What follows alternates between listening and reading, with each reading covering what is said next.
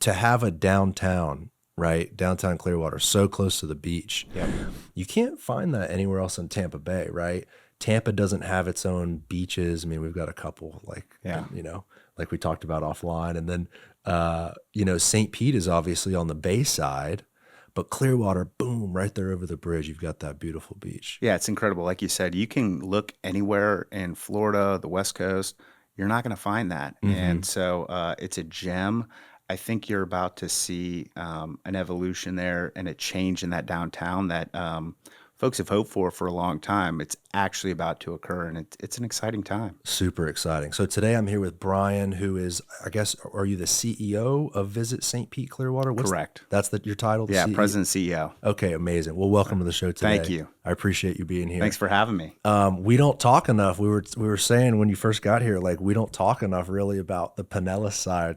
There's so much emphasis on Tampa just because that's where I'm from and that's what I'm interested in. But We're going to work on you. We'll change that. all right, beautiful. Let's go back to Clearwater Beach. I'm super stoked to talk about this. So just because it's such a gem, and the boardwalk area, what's the name of the street, that main street? Right on the beach. Gulf View. Yeah. The wide sidewalk, Beach the walk. safe pedestrian crossings, the hotels on one side, the beach on the other. Like, it is awesome, the positive change that's occurred there. And like you said, maybe the 5 years or so, all that's been implemented.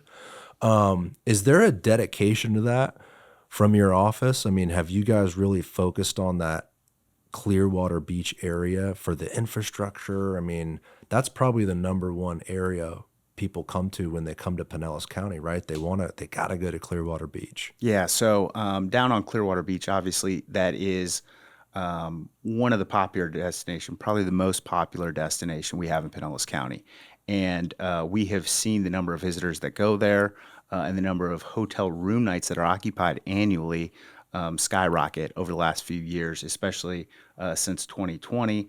And so it is a big focus in our marketing. Folks see that white sandy beach on Clearwater. They see the pier. They see those world-class sunsets. Right now, the city is undergoing a complete renovation of the Clearwater Beach Marina there, just to the south of the roundabout. Massive project. And we partnered with them because when you come down to Clearwater Beach, you're in your hotel, you're on the beach, but then you can walk out a couple of steps from your hotel and you can go parasailing, you can go dolphin watching, you can go on speedboats, you can go fishing, you can go on dinner cruises, you can go on a pirate ship if you want to. And so it's an incredible asset there. You've got Clearwater Marine Aquarium that's over there right before you go over the bridge, and it's just a really unique beach, and visitors have realized that around the world it's routinely ranked as America's best beach, and we're proud to have it here, and there's a big focus on it from us. You think it's the sand? Do you think it's the setup of it? I mean, having all the restaurants right there on the beach is unique too. Like in Sarasota, I remember, so I moved to Sarasota when I was 11, so sort of like grew up middle school, high school down there type thing. And the beach is gorgeous. It's incredible, but it doesn't have any sort of services. Like there's a concession. I remember I worked out for a summer, but there's no like restaurants on the beach. Clearwater's dope because you can have like a legit 5-star meal at multiple different places right there on the beach. What do you attribute that number one ranking consistently to? Yeah, it's a combination of factors, but you hit on it. It's kind of got everything that you're looking for in a trip, in a family vacation, right there in one location. It's got direct access from both airports, both PIE Right. In Clearwater as well as Tampa International Airport. You hop on 60 and you're 30 minutes away from having your feet in the sand with those beautiful sunsets. And then the hotels, depending on what kind you want. We've seen a lot of Canadian visitors, for instance, or those Midwestern visitors that come every year for the winter, and they're going to stay in one of the motels on Clearwater Beach. You want a luxury traveler that wants to go be pampered, wine and dine, and enjoy an upscale vacation. They can do it at a number of properties. And really, it's just whether you're a family, whether you're a couple, it's a special occasion, it's a wedding, it's a meeting and conference. Clearwater Beach has it all. Yeah, and the availability in the immediate area, right? Like parasailing and the dolphin watching and the pirate ship, all that sort of those fun recreational activities, the fact that you don't have to drive anywhere, you can just walk. Like if you stay at a hotel, you can kind of hit everything on the south side of the island, They, which is pretty unique too. they've made it very easy. We talked about some of the ways that you can get over to Clearwater Beach, whether you want to park in downtown Clearwater and you can take the ferry over, you can take the Jolly Trolley over, you can ride share. And now they just rolled out from St. Pete International Airport. They have the Grouper, which is basically an on-demand transportation that you can schedule pickup as soon as you land at PIE, and it takes you to any of the hotels on Clearwater Beach. So it makes it really affordable and really convenient to get over to the beach and not even have to rent a car. That's really cool.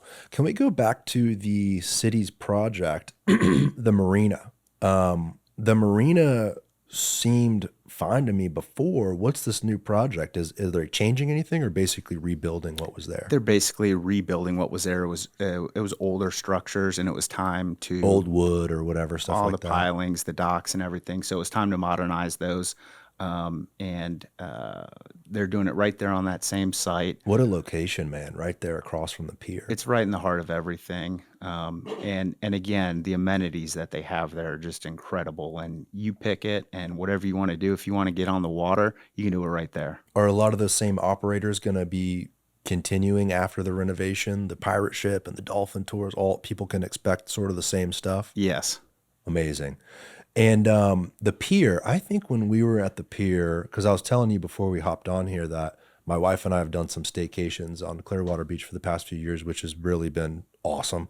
Just the ease of, driving 45 minutes and feeling like you're on vacation in your own community under an hour. But I think the pier was shut down. I think it had hurricane damage. Has that been fixed yet? Yeah, they just reopened, I believe, all the way out to where that building is, I believe. But there's still some work to be done on it that the city's undergoing now to get it back to where it was pre-storms. It's so cool. When you go to LA and you go out to the Santa Monica Pier, man, now theirs is right. They've got the big restaurant on the end. They've got like a freaking roller coaster on it and all that sort of stuff. Is there plans to make this one more in that direction, like bigger and more amenity driven, or is right now the project just basically rebuilding what's there? Yeah, I believe that the project is just building what's there because, again, as we just alluded to, you already have all those amenities right there on Clearwater Beach within walking distance of the pier. So this is just a good opportunity to get folks out there over the water, the ability to fish, check out a sunset, and then every single night they have the Sunset Festival on Pier 60. So you get a ton of local performers and vendors that all set up shop out there every single night to see America's best sunset, and it's a pretty cool attraction. And some of the performers are hilarious too. There was this one couple, they had bounced around the country and they had this like fire ramp set up and they were jumping around, and my 2-year-old loved it. So there's fun stuff to see, and they've been doing that a long time because I remember my mom used to take me when I was a kid. I'm sure you went too when you were little because you're from the area. So Yeah, I'm from right up the street, and I was about to say there's a woman who's been performing there, her and her husband, and they've got rings and they jump through the hula hoops. And I was a young kid and I saw her out That's there doing those crazy. tricks. So how long have you been in your role for, in your position? So I've been in my role for 2 years over with Visit St. Pete Clearwater. I've spent my entire career in Pinellas County government in different various roles. And 2 years ago, this opportunity came up, and I went in and I had the opportunity to hire a magnificent team. And we're really transforming the organization, the direction of tourism in Pinellas County. We've got some amazing partners in Pinellas County, from the hotels, the restaurants, the attractions. It's such a special place, and it's a place that you and we call home here in the Tampa Bay area. And really, at the end of the day, we get the opportunity every day to talk to people and really brag about the place that we call home, and just bring those stories to life to visitors. Yeah, I've been reflecting on that point recently where on this show we talk a lot about some of the grievances we all have about the growth and the development, and transportation's an issue. And we were even talking about coming over this bridge sometimes, right? And parking at the beach is difficult. I've just been reflecting on, man, we're so blessed to just live here in this beautiful place. Like within an hour, just this whole region has so much to offer. Have you noticed whether in the last 2 years in your role or even before that, any sort of shifts and changes in how people what people do when they visit our area? Because you mentioned like it's not all about the beach. Like Yeah. you in your office, you're trying to get more people to come to visit, right, the arts and the culture scene, right? Come to St. Pete, the restaurant scene. Like there's all these different things happening here. Have you noticed a shift in visitors and what they're attracted to? Yeah, absolutely. I think, again, it used to be we're going to St. Pete, Clearwater, and we're going to go to the beach and we're just going to plop down a chair, get a sunburn, and then go home and brag that we were able to do that in the wintertime to our friends in Canada or the Northeast. Now, what we found through talking to our visitors when they're here in the destination, asking them what influenced their decision to come here for a vacation or a weekend, and what did you do while you were here? What sites, what cities did you go to? What activities did you do? And what we saw over the years, specifically post pandemic, is folks are looking for that experience when they travel. They want value. They want an experience. You can go a lot of places and get a great beach. Not quite as great as St. Pete Clearwater's beaches, but you really can't go anywhere and get all the different things from the festivals, from the museums to the restaurants. Being in Michelin this year, in the Michelin Guide for the first time, that was huge. And people are telling us we've already seen an increase in what factor played an important role in you coming here to selecting this destination. More and more people are saying the food scene. You guys have an amazing food scene. We didn't even know that until this past year. So we wanted to come check it out. We have a lot of people telling us they just want to be outside and enjoy nature experiences. So in Pinellas County, we're the most densely populated county in the state of Florida. However, we have over 20,000 acres of parks and preserves throughout Pinellas County. We've got a 75-mile Pinellas Trail that does a whole loop through Pinellas County, goes through all the cities. If you've ever been to Dunedin on the trail, it goes right through Main Street. There's a ton of breweries and restaurants and shops there. It's pretty amazing. So there's kayak rentals, there's the fishing, there's the golf. So when we talk to people, they say they want these experiences. We've got them. I love that. Yeah, there is so much to do. You know what I've always wanted to do when you come over the Skyway on the north side, you've got like the parasailers and the kite surfers. Yeah, Have you ever done that? I have not. Oh my God, I got to check that Not out. yet. But sort of that stuff, right? Is that included in your offering as well and what you tell people? Because to me, like I would imagine when you do visit Florida in this area, like I want a jet ski. I want to be doing some power sports on the water. Is that added into the mix as well? Like talk to me about your advertising and your marketing platform. Like what are you telling people about the area? Yeah, so we have changed over the years from just saying, hey, 35 miles of America's best beaches to last year we rolled out what we call the ampersand campaign. And hearing that feedback from our visitors saying, we love the beach, we might have come for the beach, but we wanted X, Y, and Z. Mm. You guys have it. We took advantage of it. We loved it. So that's what we've really leaned in more of this past year, and we'll continue to in the future. When you talk about some of the events, we're coming up into the fall here in the fall season. We've got some of the most amazing events coming up. You can be outside. You can be on the water. We talked a little bit earlier about the BayCare Sound in downtown Clearwater. Yeah. That was a magnificent $80 million venue, the park, and you can go out there and see Coachman Park, right? We're talking about. Coachman Can you pull Park that and the up, David? BayCare Sound. Because it's an insane project. Like now, has this been completed yet? Yes, it's been completed. It's rocking and rolling literally on a weekly basis with acts from around the world. And I like to say that it is by far and away America's best outdoor waterfront music venue. This is a huge commitment from the city, and I'm sure the county is involved as well. And I don't know the specific details, but what a commitment to the waterfront, Yeah. downtown Clearwater, to have something like this. I mean, look at this view. I mean, this is just unbelievable. Yeah, you don't get that anywhere else. No, right over the bridge is one of the world's most admired beaches. I mean, literally like an international destination.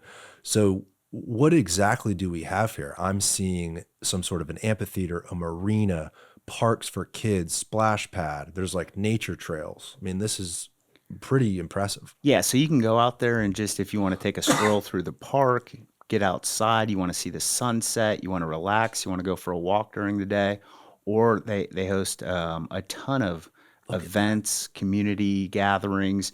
Wow. I mean, look at the BayCare Sound. It's incredible. And they pack them in there. They have this great viewing called The View, actually, where you're up on the second level overlooking the stage. And really, you can't get as intimate of a venue outside overlooking uh, Clearwater Beach anywhere else in the world. So it's been pretty amazing. Now, is this area, this marina, where the ferry can take you from here to the beach? Yeah, it takes you right there on the north side is where the pickup is, and then it takes you just south under the bridge, and then hangs a right to go west over to the marina on Clearwater Beach. That's amazing. So you could be hanging out at the beach and catch a concert here on a ferry and go back to your hotel. Yeah, yeah. Amazing. Hopefully you have dinner down there too. Hopefully you have dinner down there too. Now, Clearwater itself has another sort of game changer in the works, and that is the county seat for people that don't know, which is basically like the capital of a county. So for Hillsborough, it's Tampa. For Pinellas County, that's Clearwater. Clearwater is actually moving its county center and all the buildings that are associated with the county to a different area, opening up Clearwater's area for development. And I think we talked about maybe it's like 20 acres, give or take type thing, but massive opportunity. Yeah, I mean it's not every day. It's really once in a generation where you have the opportunity. If you zoom in there, that white top, that's the main county courthouse, and then all of these partials surrounding it are whether it's the clerk of court or the property appraiser or the county administration buildings, building development review services, you name it, it's down there for Pinellas County government's operations. They're going to be relocating off of Almerton Road. They did a study and they said, where is the most convenient place in the county? Because you've got North County up in Tarpon Springs, Palm Harbor, South County, St. Pete. And when we're providing services to people, what is the most convenient way they can get those services performed? It was let's go to Almerton. It's in the High Point area, so like Almerton and 19. Mm. Think of that. And so all these parcels are going to become available, and they're going to be prime for development down there, and it's really going to transform downtown Clearwater. And it's that next piece of what's going to make that a great downtown. And how long has that been in the works for? You said you've been with the county for quite a while. Yeah, well, they've talked about it for a long I'm time, sure. and it got real last year when they purchased the property on Almerton, and they're working on what that looks like, different designs, and then how to market these parcels here to developers. Kind of imagine what that could be down there, and they work closely with obviously the city of Clearwater with their facilities down there, and it being in the city of Clearwater to make sure that we get a product that really amps up this downtown to where we all want it to be. There's not a better opportunity for a developer to be that close to a beach with the density you'll have here because you're downtown. You know, you could be near St. Pete Beach, but you're not going to get this density. Like, this is in the urban core of a city. You're going to be able to go vertical. You're going to be able to have amazing mixed use projects right across the bridge from Clearwater Beach. You might even have, I guarantee you'll have some sort of a hotel component here, right? People from that hotel will easily be able to go to Coachman Park. BayCare Sound is the Yeah. name of the amphitheater we talked about. They'll be able to take the trolley, the ferry, or some sort of a Uber right across the bridge to go to the beach. Like, this is massive. Like, this might be one of the most interesting real estate development projects in the region because of those two things, proximity to the beach and the density because it's downtown. I mean, Yeah, this is basically a Clearwater's like gas plant district type thing that correct. St. Pete has. And folks are already starting to take notice. They have already approved and they're moving forward with where the old Clearwater City Hall was. Mm. If you've ever heard of the Harbor View Center, Pull that up, that's David. I don't think I know where that is. it's just to the north. It's on the bluff overlooking the park. So yeah, that facility right there off of where it says Pierce Street. Got it.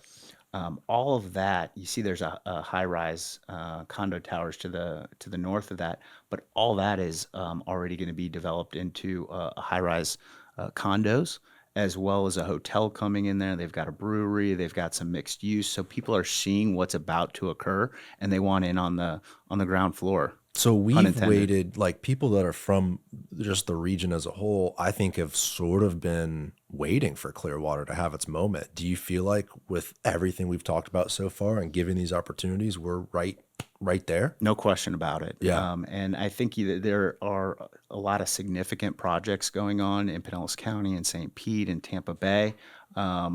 This could be one of the most significant projects in the region, certainly in my lifetime. Amazing. And so, David, can you, there's probably a Business Journal article or some sort of information we can take a look at that high rise. So because that's the tallest building in Clearwater, right? On the north side there, on that Correct. north block. So you're going to have another high rise, which was city property, Correct. right there on the park. Yep. And then a few blocks to the south, you've got the county property, which is all going to be redeveloped. Do you know if the county, like, what's the direction? Are they going to package the whole thing up and partner with a particular developer and have like a master plan, or are they going to piece it off? Yeah, I'm not quite sure. I know they're currently undergoing those. They're working with an agent who's going through those different scenarios, and I think they've got some ideas on what would fit where or what the best opportunities would be. But ultimately, it's going to be the private sector Yeah. that needs to come in and have a plan for what their vision on what they'd like to see down there. You know, there's a lot of firms relocating to the Tampa Bay area from the West Coast or the Northeast. And I would imagine when they come down here, they're like, we want that waterfront view, man. Yeah. So I could even see Office, being a part of that project too and having some beautiful views of the bay. You're not in a flood zone. You're not going to deal with some of those issues in that particular area, if you went residential or whatever that may be. So I just think that, boy, when you add all these things up about Clearwater, there is going to be some serious movement here soon. Did you find anything, David, about that high rise? You could probably, what would be the best thing? Type in like downtown Clearwater. What's There it is. This is it. Clearwater developer plans twin condo towers among the tallest in Tampa Bay. Whoa. This might be Whoa. a little bit older. This is Yeah. from 2023. This is prior to now they've got an actual plan in place and they're moving forward with the project. This looks like it was before this was kind of a vision. Well, this is even a different site, correct? This is on the waterfront. Or is this the same site we're looking at here? I think you might have the wrong one, David. Go back. This tower is this tower. Oh, is that correct? Is David right? Or this one. I think it's that one on the water. I don't think it's the one on the water. I think it's the one. Yeah, that's the one that's right next to the park. 4,000 seat covered amphitheater too. I mean, that's a good sized venue. So David, go back to Google and see if you can find it. I'd love to see what these things look like. Vinoy Residence 2027. Residences Clearwater Beach. $250 million condo project.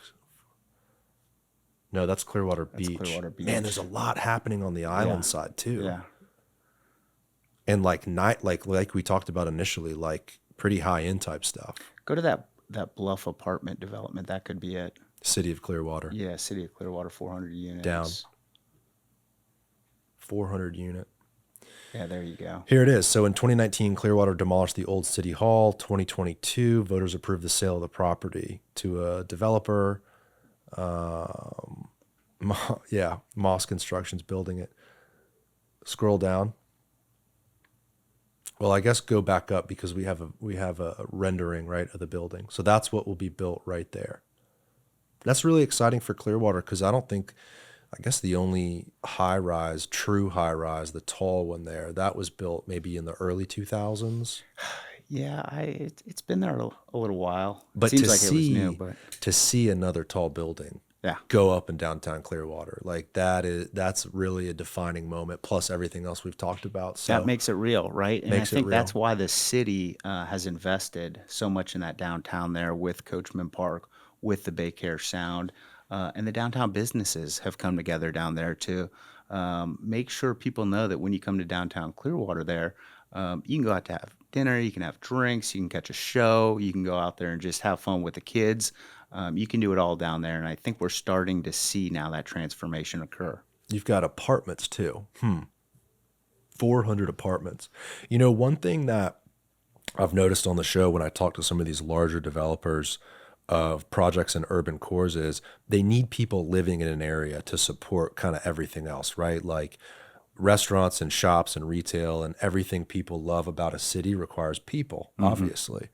And so just for that reason, to have 400 apartments, maybe it's two people per apartment, you could be talking seven, eight, maybe up to 1,000 people now living right here.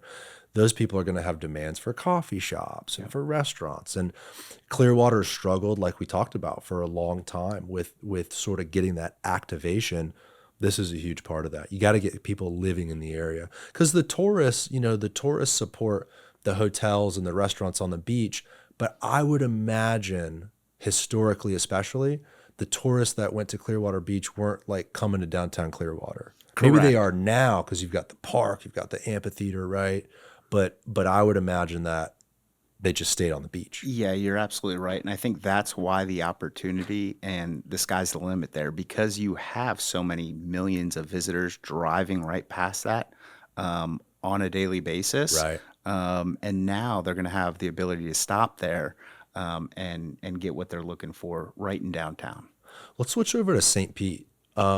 St. Petersburg also has a massive opportunity in front of it. Yeah. And I think that city blows away any other municipality in the entire region regarding small businesses in a concentrated area. When you are in downtown St. Pete and you walk up and down Central and some of the other streets, it's mind blowing how many different coffee shops, and sandwich shops, and kombucha, like you Yeah. name it, And and they're they all got it. local. They're all local. They're That's what I'm not saying. chains. And so that, along with all the new condo projects, the apartment projects, all the people moving to St. Pete, plus the gas plant redevelopment, which is the Ray Stadium development, which I know went under, and now they're talking about what's the next step. But St. Pete has another amazing opportunity to really become like a real city. I mean, I think people historically always thought of St. Pete as like a retirement community. Like when we were growing up, that's kind of what people thought of it as. Yeah. But with the emphasis on the bayfront, the new pier that the city's put in, the emphasis on some of the arts and culture and the museums on the bayfront, along with the small businesses and the coffee shops like we're talking about, what a unique, cool city that St. Pete has become in the last couple decades. Yeah, well, when you look, I think when we were younger, we truly didn't even go to St. Pete. So it's not like you'd go to St. Pete Except and for a ball see, game. yeah, and even, yeah, exactly. But now you go down there, and whether it be on a weekday night or noon on a Sunday, it's a happening spot, and it's folks all the way from college age with the University of South Florida, Bayboro campus right there, and that continues to grow. And it's become a hub for industry with all that waterfront research, marine sciences. You've got the Arc Innovation District, which is a incubator that opened up a couple years ago down there by University of South Florida. The jobs are there. We've got some Fortune 500 companies that are in St. Petersburg. It's attracted the talent, and it's gotten a lot younger. We've seen that age curve go down in St. Pete because when I was at University of South Florida, the goal was you graduate from USF and you head down to Soho, right? Right. And then it had shifted, and people wanted to go to St. Pete after they graduated college. You didn't used to see that. Now you do. Yeah, I see so much of that too with even my friends and even my wife. My wife is like, "Would you ever move to St. Pete?" I'm like, "Babe, we can't do that. My business is here in Tampa." But it's like, I get it. If I didn't have such strong ties to this city, to Tampa, I would 100% move to St. Pete. We have friends that live over there that have moved from Tampa, and their ability to hop on a bike and hit Central and just have a full day ahead of them with stuff to do. We really don't have that in Tampa. I think that is what Tampa's working on, right? Mm-hmm. Is the emphasis on some of that urban core, walkability, things to do, restaurants, all that sort of stuff, et cetera.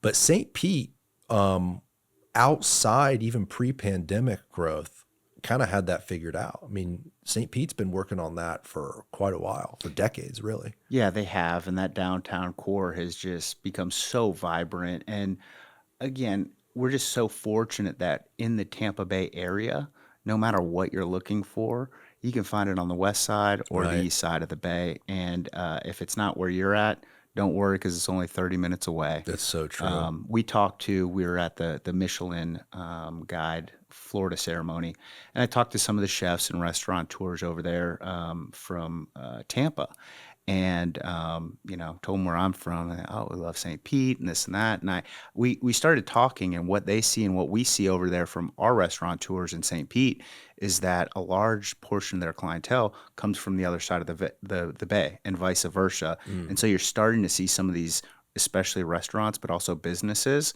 Maybe they have a place in St. Pete, and they're opening up one in Tampa. Maybe they've got one in Tampa. They're considering opening up one in St. Pete. So again, with rising tides, we all get elevated, and that's what you're seeing in Tampa Bay. Yeah, I'm seeing the exact same thing. You've got these different successful operators of a particular business that are not looking at singular markets anymore. It's not really St. Pete versus Tampa. It's really like our whole region as a whole. And I think people that have success in one place or the other can have success in both. And I'm Oh, seeing yeah. the exact same thing. This episode is brought to you by the official remodeler of the TBD podcast, Kohler House Remodeling Company. Built on the belief that every homeowner deserves a premium experience, Kohler House is redefining high-end home remodeling with their commitment to integrity, craftsmanship, and quality communication. Their work speaks for itself, from condos in the towers of Channelside to 100-year-old homes in South Tampa, creating spaces that are both stunning and functional. What sets Kohler House Remodeling Company apart is their dedication to not only transforming homes into beautiful spaces, but to elevating the standard of residential general contracting. From concept to completion, every detail is handled with care, ensuring a process that's as smooth as the results are impressive. To learn more, check out our partner's website at kohlerhouse.net, KOHLERHAUS.net. This episode is sponsored by Chansey Architecture and Interior Design. Rooted in the heart of Ybor City for over 35 years, Walt Chansey and his team are trailblazers in their field. Beyond their work across the United States and the Bahamas, Chansey has shaped some of the most iconic residential and commercial spaces that serve as gateways to Cigar City, including Casa Marti and Casa Gomez. What sets Chansey Design apart is their ability to preserve the soul and character of historic buildings while seamlessly integrating modern design and functionality.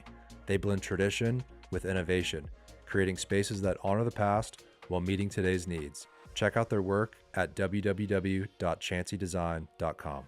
And we work very closely with our friends over at Visit Tampa Bay, our friends at Tampa International Airport. Tampa International Airport is really that textbook example of being a regional asset. Mm-hmm. And so we work closely with them on getting new international routes to the area.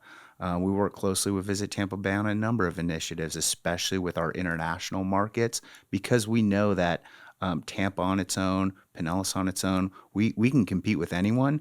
But when we come together and really show off all the assets the region has, nobody competes with Tampa Bay. It's not even close. It's so true. I mean, when you think of the region as a whole, the fact that you've got these large cities with tons of things to do, we've got the best airport in the world, we've got the beaches. I mean, you really could live any lifestyle or have any sort of vacation you wanted to have right here in this area and not have to go too far one way or the other. It's Yeah.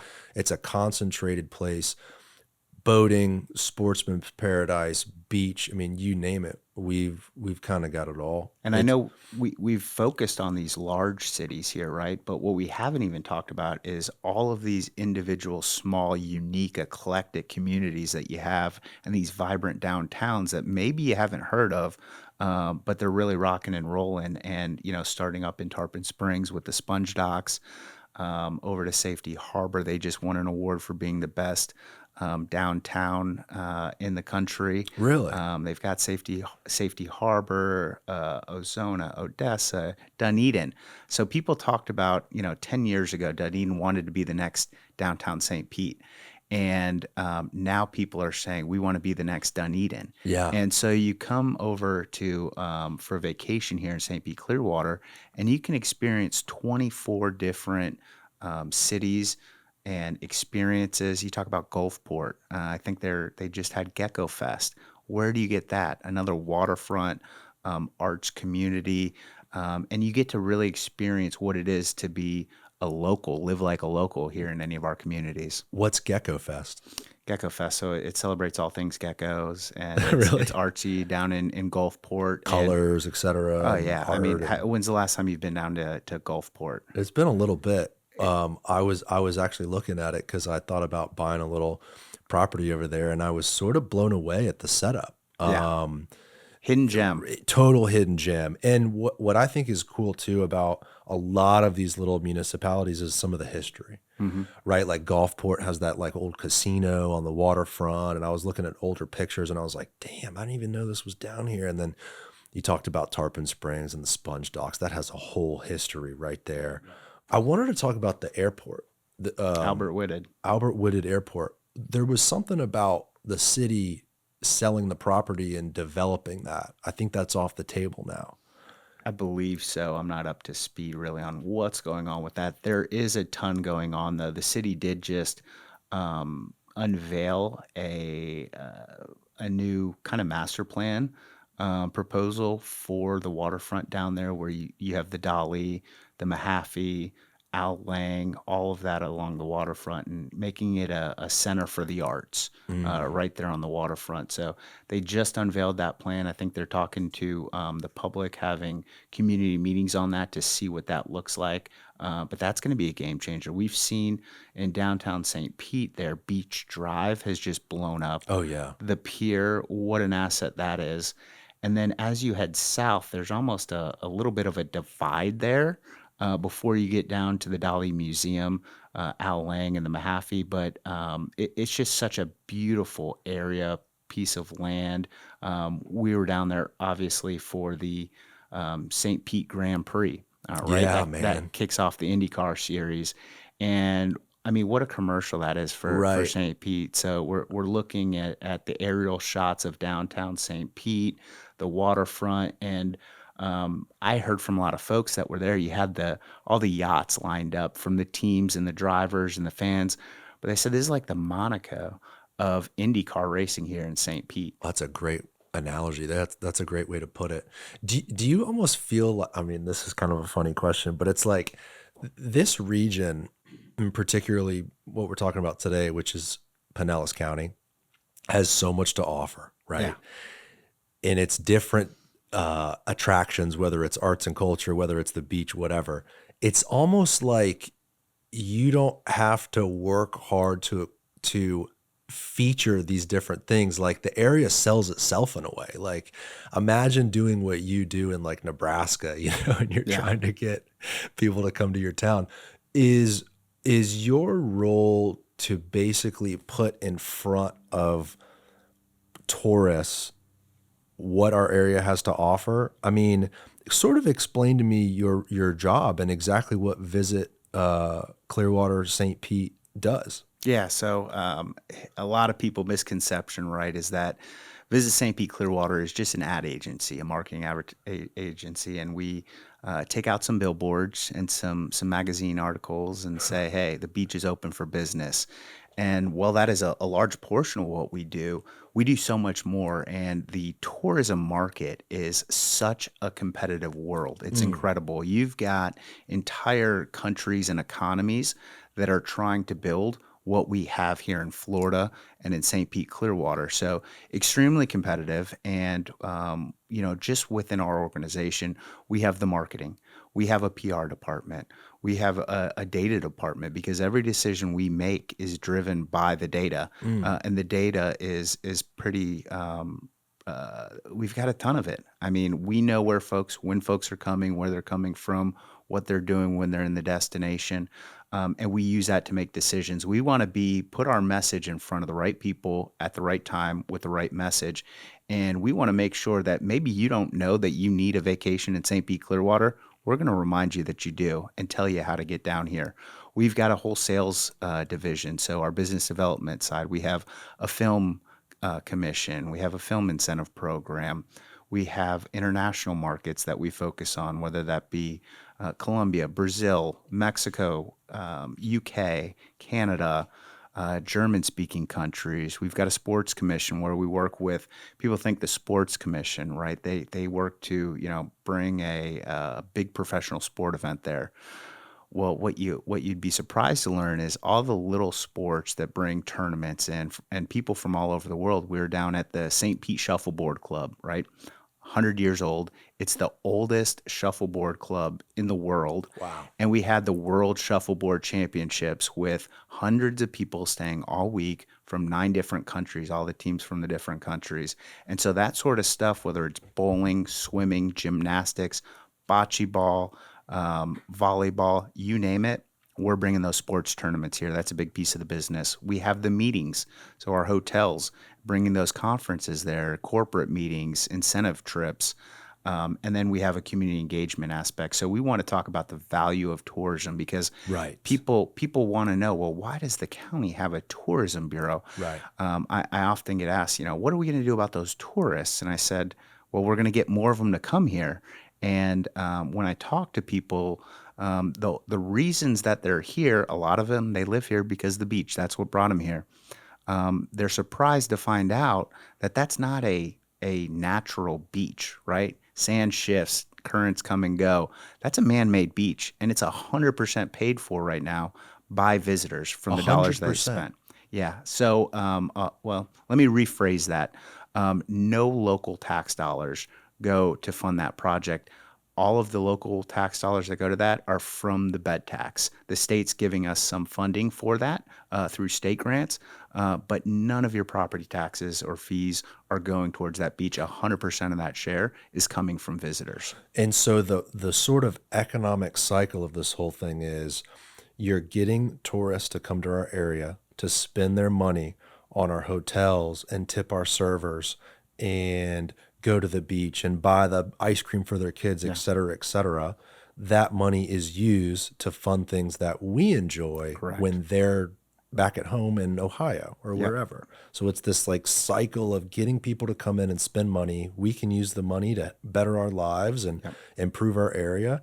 And then you're using the money to advertise and you're getting more people. And it's just this economic cycle. Yep. We focus and we focus on driving tourism to the destination to enhance economic activity in the county, to ultimately improve the quality of life for our residents. We talked about jobs and the server or the ice cream shop owner, the bellhop at the hotel. All of those jobs are supported by tourism, and in Pinellas County, that's the number one industry, supports 1 in 10 jobs. That's over 100,000 annual jobs that rely on tourism. We focus a lot on the bed tax, right? And that's what grabs the headlines. That's the tax on overnight stays that we use to market the destination, fund capital projects like beach nourishment. But what folks often overlook is last year alone, over $62 million were collected from visitors on local sales tax. So penny for Pinellas, and you see what that builds: trails, roads, bridges, buildings, community centers. You look at the total taxes that were collected locally from visitors last year, it was over $421 million. They spent over $6.4 billion, and they had a complete economic impact of $11.7 billion in last year alone. So we're talking big economic return here. And that's why we do what we do, because at the end of the day, that is money that residents, you and I, we get these tremendous assets and all the benefits, but we also get to save money. Last year in Pinellas County, every single household saved about $1,000 on their tax bills because visitors picked up the tab for that. So it's incredibly important what we do, and a big part of what we talk about is the value of tourism. We call it From Visitors with Love. That's what we're all about, and it's been very rewarding for me as someone who's been here 37 years.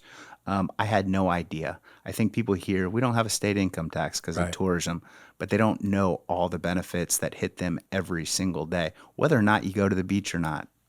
Well, you just see the New York plate in front of you who doesn't know where the hell they're going, and you get frustrated and you're honking in traffic, right? I think people have a negative connotation towards tourism because they feel like they get in the way and they clog the roads and blah blah blah.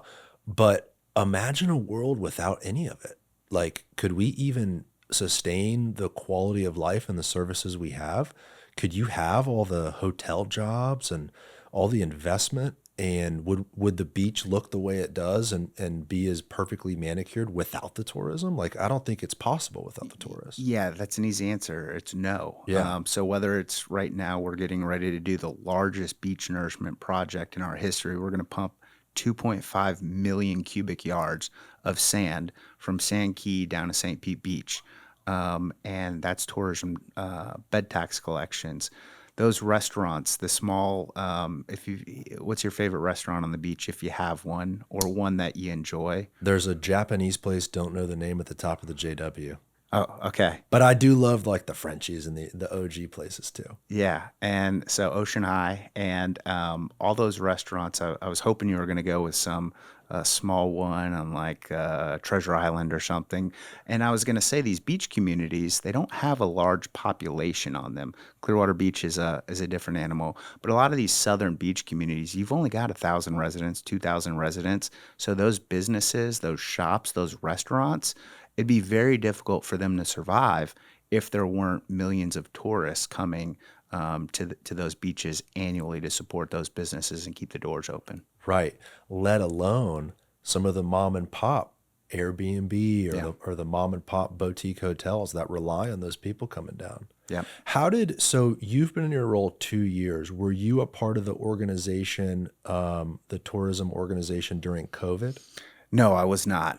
But you were with the county government, right? Yeah, I was with Pinellas County. At that time, during COVID, I was in county administration. I handled all of our intergovernmental affairs up in Tallahassee and Washington. Because something like that, right? Some sort of an unforeseen event, pandemic, whatever, natural disaster, whatever that may be. I mean, we just had the hurricanes, right? Helene and Milton. Those are probably our most dangerous circumstances where our tourism numbers fall off a cliff, even if it's for a short time or whatever. To talk to me about the effect that has on our local economy. Side note, it seems like we're back in action. Like, it seems like we're back to a point, people are coming. Yep. We're kind of getting into September. We're going to start to see a lot more people coming down this way as it gets colder in other parts of the country. Are we back to where we were pre-hurricane and sort of pre-COVID? Yeah, so that's a loaded question. But basically, where we're at now is coming out of COVID, right? Annually, I mean, the numbers were just year over year through the roof. And we kind of peaked there in 2023. Last year, we were close to 2023, not quite there. But this year, here we are, 10 months after back-to-back major hurricanes, and we're off about 5% from last year, which was an incredible year. So all things considered, we're in good shape. And when you break down, that's county-wide. When you break it down a little bit further, Clearwater, St. Pete, they're having the best years they've ever had from a visitation standpoint. Down in the southern beach communities, so St. Pete Beach and Treasure Island, you've got a couple large hotels that were impacted by the storm, and those renovations have some of that supply offline. So that's impacting the visitation to that portion of the county. And then you also saw you mentioned it, the short-term rentals, vacation rentals. On any given month, about 30 to 40% of our bed tax collection comes from short-term rentals, vacation rentals. And so a lot of those are the mom and pop places, the single family homes. They were impacted a little bit more than these hotel properties. And we're still down about 18% of the supply on the vacation rental side. So that's super interesting. In my head, I would imagine that the larger resort and hotel properties make up, and then they do make up most of the bed tax revenue. Yeah. But a third of it Yeah.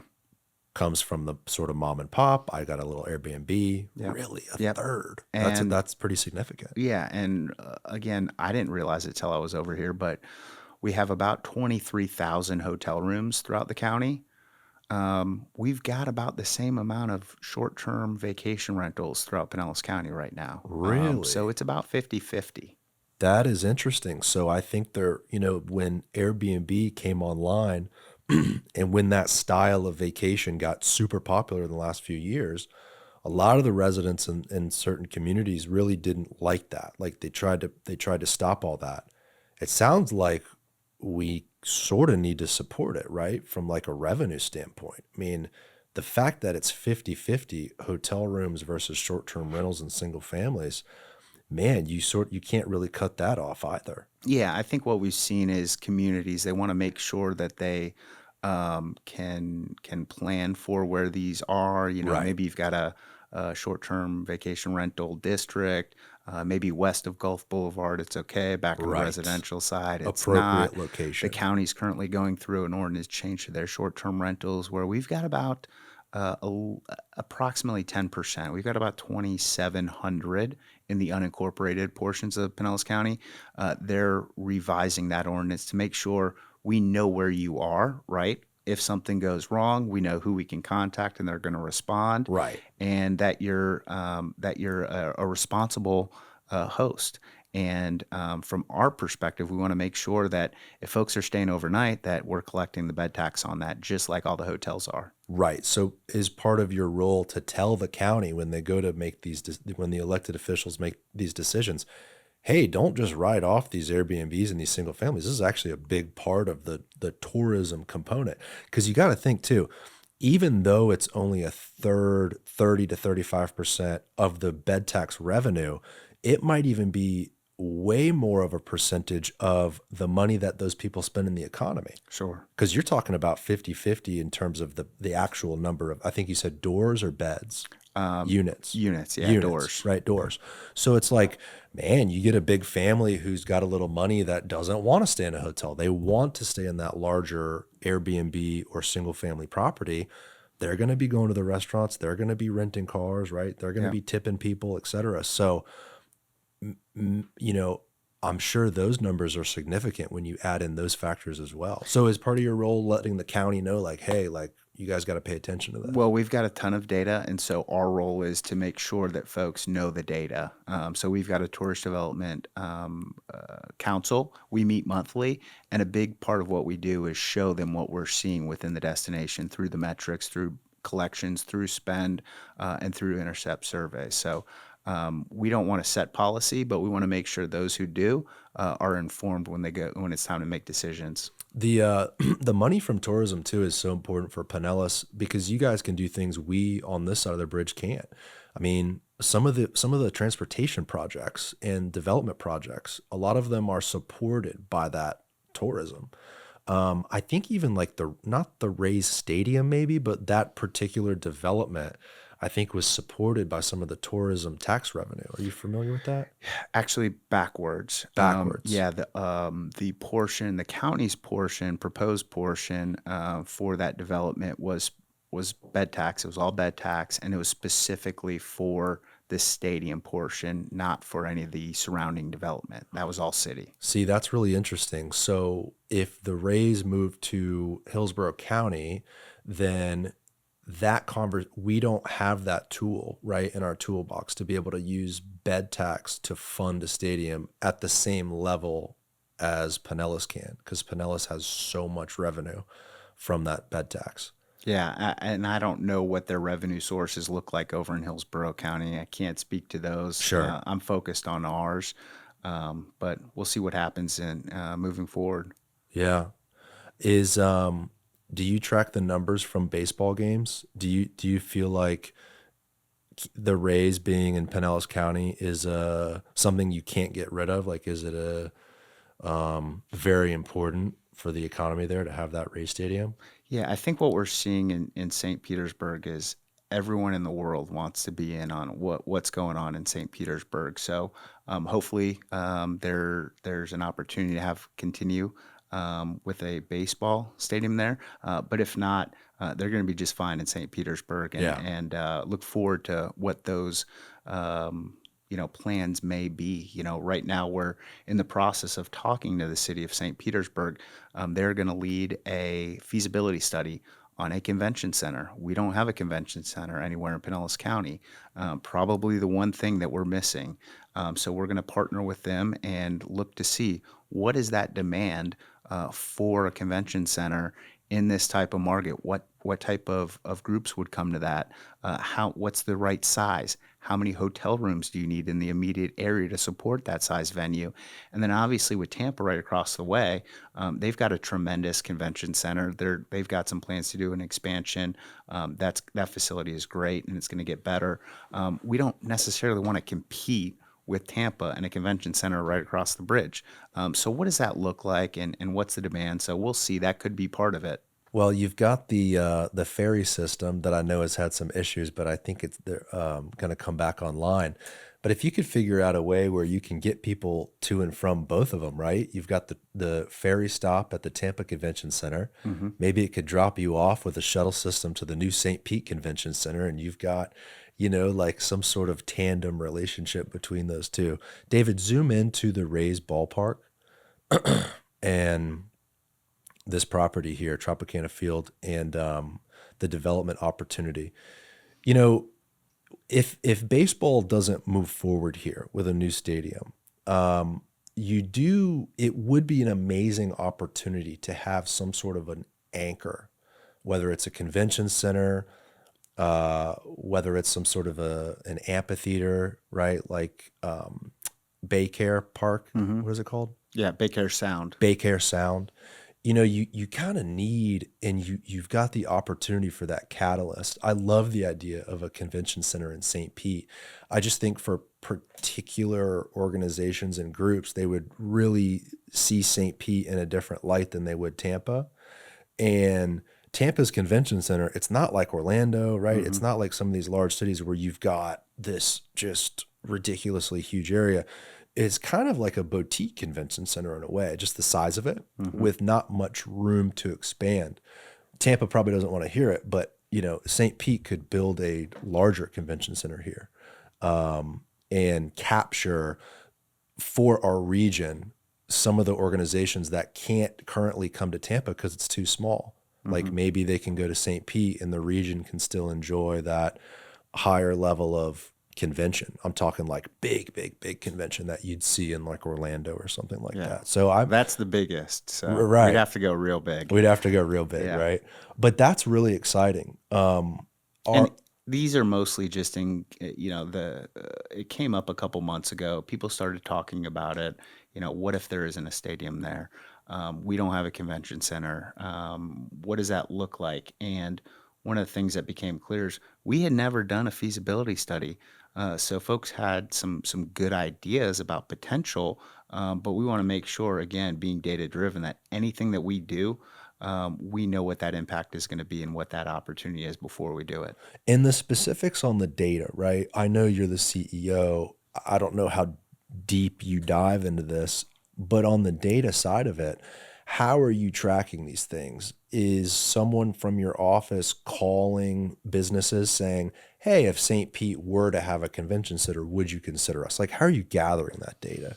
Yeah, so that is to be determined specifically on the convention center. That's a city, St. Petersburg. They're going to contract with a firm who's going to perform that analysis. They're going to take a look at how many of these exist throughout the Southeast, throughout Florida, throughout Tampa Bay. What size are they? Are they currently full? What sorts of groups come there? How many hotel rooms need to be supported that? How far do you have to be from another convention center? So there's all sorts of things that these consulting firms will be able to gather. That makes sense. Yeah. So when you say data, when when your organization does data, it's specifically about tourism. Like how many tourists are coming here, where are they staying, probably how are they getting to the region? Are they flying in? Are they Correct. driving? All that sort of stuff. Correct. And how do you source the data? Is it through like tracking people's phone, or is it like survey type stuff? It's all the above, and every day it evolves. And Wow. so you talked about driving and where people are coming from. I've got a question, and I'm going to stump you with it if you're all right with that. But Sure. if you were to guess of all the places in the world where the number one inbound market is for Pinellas County, what would you say? I'm going to guess somewhere in Canada. It's not. Good guess, very good guess, and a lot of people guess that. Canada last year made up about 500,000 visitors to St. Pete Clearwater, but by far and away, our largest visitation market is right here in our backyard in the greater Really? Tampa Bay community. You mentioned it earlier, you taking a vacation, a staycation, as you called it. And I think when you look at the folks in the greater Tampa Bay area, they might only come for a weekend, but they're going to do it 5, 6, 7, 8 times a year. Right. And that the further you go from this St. Pete Clearwater, the longer you're going to stay when you're here, but probably the fewer times you're going to come, right? Maybe I'm coming once a year if I live in the Midwest or if I live in the Northeast. Maybe if I'm in an international market, I've planned my whole life for this trip, but I'm going to stay 2 or 3 weeks.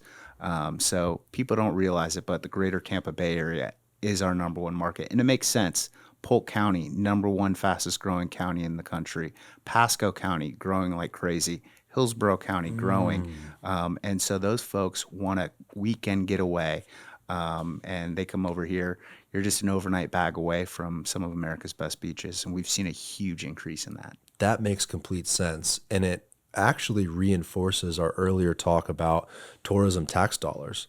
Like, if these people that come here that don't live here pay for a large majority of all these things we've talked about, and the people that visit the beaches in these areas the most live here, then it's like a total sweetheart deal. Yeah. Like they're paying for it and we get to use it anytime we want. Yeah.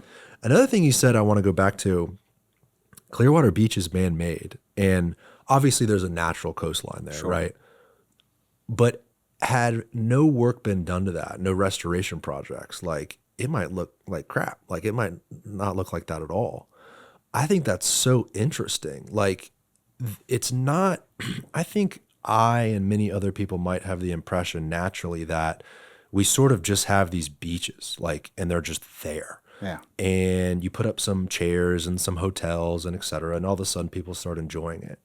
But really, it's this manufactured area of Florida's natural environment that has to be maintained, that has to be restored, that gets screwed up with our storm systems that come through, that are in constant need of renovation and excavation. And how much sand are they pumping from Sand Key, you said? They're going to place 2.5 million cubic yards of sand. I mean, this is like serious infrastructure work to make sure that it sort of stays as is. And they source that sand from just offshore. So if you're familiar with John's Pass, as you're heading out of the pass there, you can see that sand has accumulated there and kind of impacted the channel. Well, that's because that's a federally authorized sand borrow pit. So they dredge a hole there, and they put the sand on the beach, and then sand shifts from north to south in that portion of the county. The sand moves south, it fills in the hole. Once it gets full, theoretically, we then dredge it, pump it back on the beach to the north. It's been a while since we've done a renourishment. That's why that sand is kind of overflowing. But we get the sand from there. We get it from Paso Grill. There at that channel, we get it from Egmont Shoal. And so it's a man-made evolution of the beach. And for example, if you're familiar with the Sheridan Sand Key, just south of the Sand Key Bridge, next to Sand Key County Park, they're celebrating 50 years. It's their 50-year anniversary. And when you look at images from year one, the water is right up by their pool deck, right up at the seawall. Now, if you go out there, that's the widest portion of the beach in the county. They call it a two beer beach because it takes 2 beers to get from the hotel down to the water. And so beach nourishment has played a vital role in these beaches. Yeah, see that slice of beach there? That water used to be right there That's crazy. at the pool, if you can believe that. So I didn't know that. So sand sort of naturally accumulates in the particular spot you're talking about off the coast. And basically whenever we need to, we pick it up and dump it on the beach and replenish that beach. Yep. Wow. I'm sure that's not cheap. Hence the reason why we need people to come here to help support the tax dollars to pay for it all, right? Yeah, it's a significant investment, and we actually, the Board of County Commissioners years ago, dedicated 0.5% of tourist development tax collections. It's the only thing that has a dedicated percentage to beach nourishment. And so every year, 0.5%, right now, that's approximately $8 million annually. It goes into this beach nourishment account. And then historically, it's been every 4 to 6 years. Then we tap into that. We partner with the Army Corps of Engineers as well as the state of Florida, and we renourish the beach. Typically, our share of that's been around 12.5%. But right now, based on some core policy and easement requirements, we're responsible for 100% of that. It's almost $130 million project. That's all paid for from that bed tax. The state, we're fortunate to have them as a great partner, and they're chipping in as well. That's amazing. You know, one thing that I think most people love is consistency. And, you know, David, if you're just listening, David's just going back maybe 30 years or so. I think this goes back even further than that. But, you know, the beach that we're looking at, which is the north point of Sand Key, has relatively stayed the same. And that is that effort, right? That's the effort to maintain this thing over the decades. And whenever, you know, like I can't imagine, you know, growing up as a kid in this area, going to the beach and it's like destroyed or damaged or it's not what it used to be. Yep. As a Floridian, that would make me just feel horrible and sad. But the fact that this is maintained, you know, I always thought beach restoration was sort of spotty or like in emergency situations when you have hurricanes. But what you're describing is this is just kind of how these barrier islands naturally, you know, evolve throughout the years, and they have to be maintained. Yeah, so if you look at that same, you know, kind of time lapse over the years to the south part of the county, down in the Tierra Verde, the Shell Key Preserve, you can really see it. Where Shell Key in the 30s and 40s was just a blip; it was just a little sandbar. And now it's an entire island. You can go out there, spend the night, and they probably actually have too much sand down there. But really, the closer you get to the Skyway and the opening, the mouth of Tampa Bay, the stronger those currents get, and the more it moves sand. In fact, I just came out of Bunce's Pass last weekend, and as you come out just to the west, you can kind of see it starting there, that little sandbar. That's a full-blown island now. Because there's so much sand out there. Whoa. We're blessed with sand, but it's constantly shifting and moving up and down our barrier islands. David, zoom out real quick. You know, moving up and down this map on the Gulf side here, zoom out even further, David, so you can see the whole barrier island system. This has got to be unique too. I mean, Pinellas County, like literally the entire county, more than the entire county, Yeah. has barrier islands with beaches the entire way. What is that, like 40 miles straight of beach? Yeah, it's 35 miles and it's 11 communities. That's got to be a rarity for even Florida, right? Now, South Florida has beaches all along it. Yeah, South Florida, they've got a couple of the counties, Broward, Miami-Dade. They've got a number of community municipalities up and down the county, but I'm not sure. 11 is a lot. 11 is a lot. Miles and miles and miles of beach. And again, I think that's something that's so appealing to visitors and why they continue year after year to select St. Pete Clearwater as their vacation destination is because, maybe this year I want to go to St. Pete Beach, but hey, we stopped while we were there and we checked out John's Pass and Madeira Beach. That was pretty cool. That's where we're going to stay next year. Maybe you want to be a little bit more like a local and stay in Indian Rocks Beach, a little off the beaten path.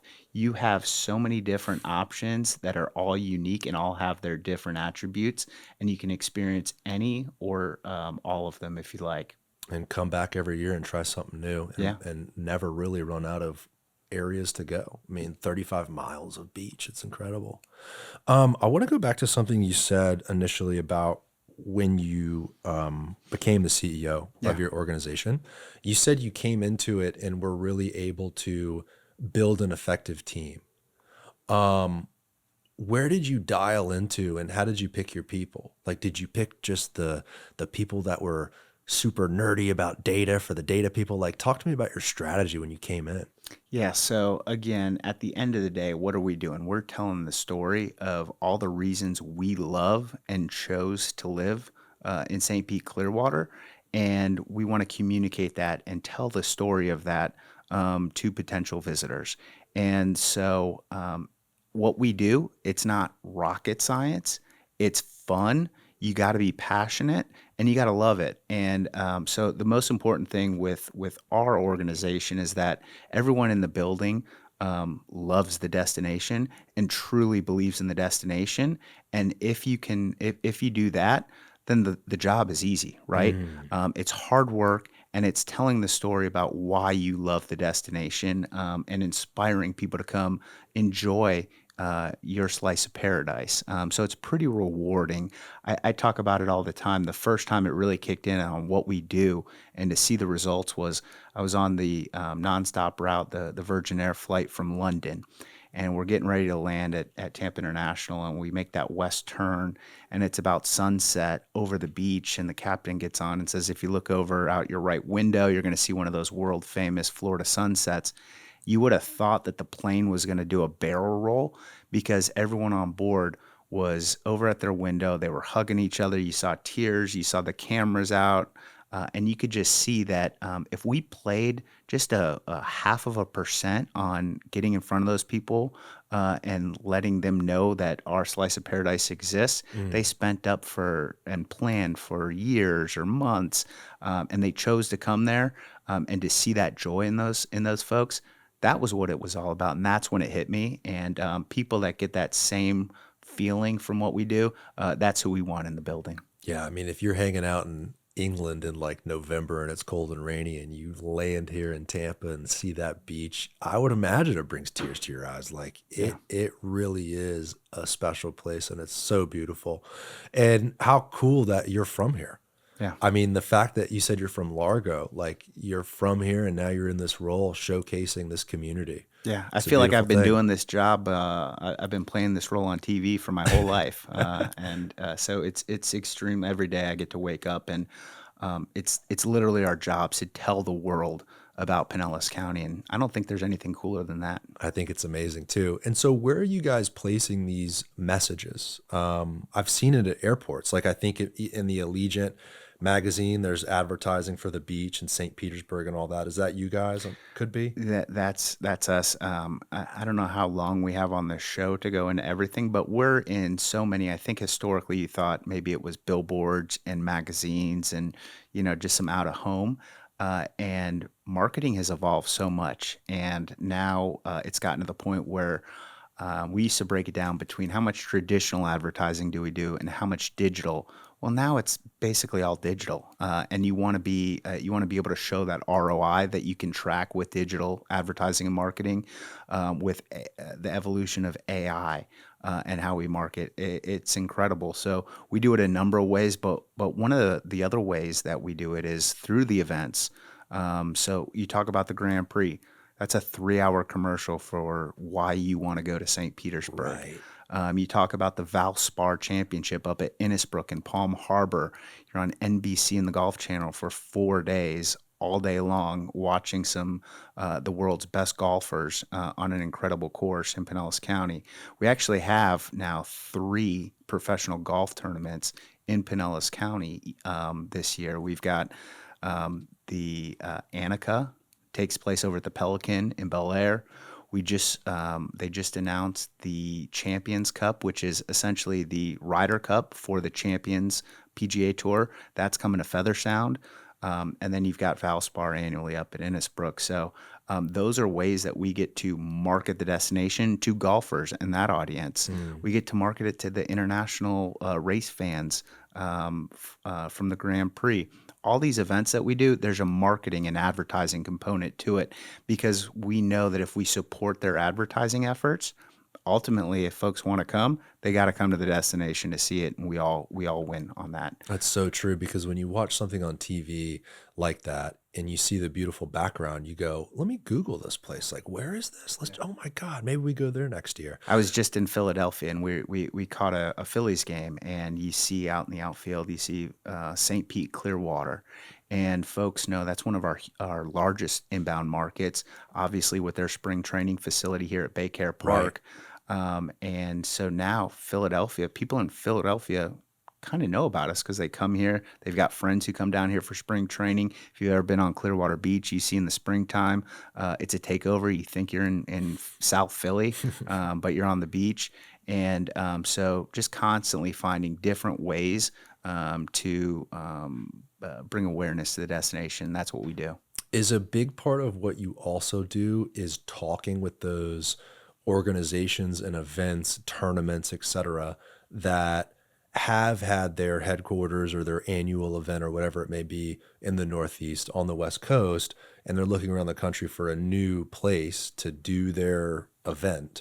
Are you talking with them and pitching our area like, hey, have you guys considered doing your tournament here? 100%. That's full time what the sports commission is doing, what our meetings team is doing. We actually have representation up in the DC market. That's where all the associations are, right?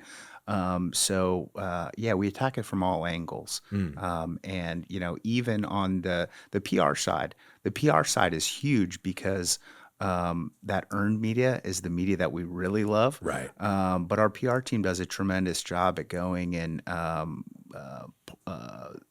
meeting journalists and media from around the world that focus on travel, focus on food, focus on certain niches that we have here.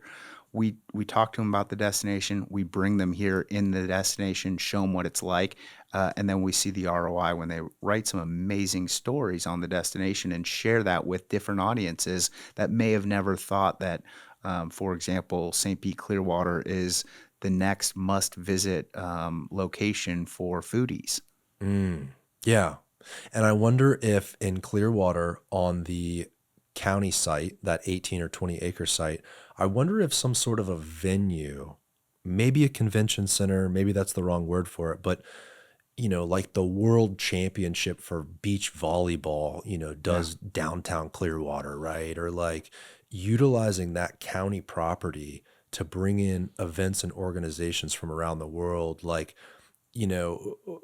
I don't know, windsurfing tournament or you name it. Like that could be an interesting opportunity on that site, downtown Clearwater too. You're right over the bridge from the beach. I mean, even in Miami, like South Beach is kind of far. Like it is over a bridge to get from like the city to the beach, but it's kind of far. Clearwater, man, you can see the beach from downtown. It's right there. Yeah, they just had the dog game championships, and that was featured on NBC a couple weeks ago. And you're watching some of these aerial shots. I mean, it's for competitive dog, racing, or not racing, but the obstacle course. Okay. And they're showing these overhead views, and it's through dogs that were able to showcase the destination. It's pretty cool. Oh, interesting. So when it's through dogs, you're saying like the dogs had cameras, or like the organization, the event, right? The event, of course, right? We put little GoPros. GoPros. That's what I'm thinking. Yeah. That might be a good idea. It might have happened. I don't know. Yeah, interesting. Well, listen, man, this has been a really cool conversation. I'm glad we had it, and you've sort of blown my mind. I think that people that are native Floridians that kind of grew up going to the beach, you kind of take it for granted, and by the time you're out of high school, at least for me, it's not really something I think about. I mean, I do some staycations and we go over there and we enjoy it. but it's not my focus. And some of the stuff we've talked about today blew my mind, man. So I appreciate you coming on the show. Yeah, thanks for having me. It's been a pleasure chatting with you. Yeah, man. If people want to get in touch with your organization, can they do that? And how can they learn more? I'm sure you have a website. Yeah, the best way is through the website, visit spc.com. Visit spc.com. And it's also visit stpeteclearwater.com too, right? Takes you to the same spot. Yeah, it does. Visit spc.com. Very cool. All right. Do a staycation, people. That's it. Thanks Bye, a lot. everybody. Thanks.